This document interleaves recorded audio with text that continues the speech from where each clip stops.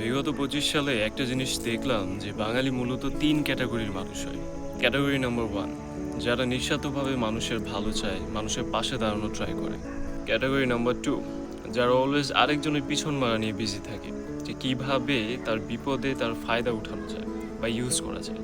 Category number 3, এরা এমন যে কে মারা গেল, কার কোন ক্ষতি হলো, কোথায় আগুন লাগলো, কোন নির্দেশনা দিল, দে ডোন্ট ফাকিং কেয়ার। এরা হচ্ছে আল্ট্রা ফ্রিডম প্রো ম্যাক্সওয়ালা বাঙালি। এদের আপনি স্টিলের সিকল দিয়েও বেঁধে রাখতে পারবেন না। আর কোনো নির্দেশনা তো তারা মানবেই না, এরা এদের মতো করেই চলবে। আর 31st নাইটে তো অবশ্যই এদের আতশ ফোটানো লাগবে। তাদের মাথায় এইটা নেই যে এদের কারণে কত ছোট ছোট বাচ্চাদের ক্ষতি হচ্ছে, হার্টের রুগীদের ক্ষতি হচ্ছে, জায়গায় জায়গায় আগুন লাগতেছে, এত দুর্ঘটনা ঘটতেছে, এত নির্দেশনা দেওয়ার পরও এরা 31st নাইটে আতশ ফুটাবে। And the logical thing is, প্রতিটা মানুষেরই 1 বছর করে হায়াত কমতেছে। আমরা প্রতি বছরই 1 পা করে কবর দিকে আগাচ্ছি। আর এরা অ্যাকচুয়ালি বুঝতেছে না যে কিসের জন্য তারা উৎসবটা পালন করতেছে। জাস্ট আমাদের হায়াতের 1 বছর করে কমছে, আর আমরা এটাকে উৎসব হিসেবে পালন করতেছি।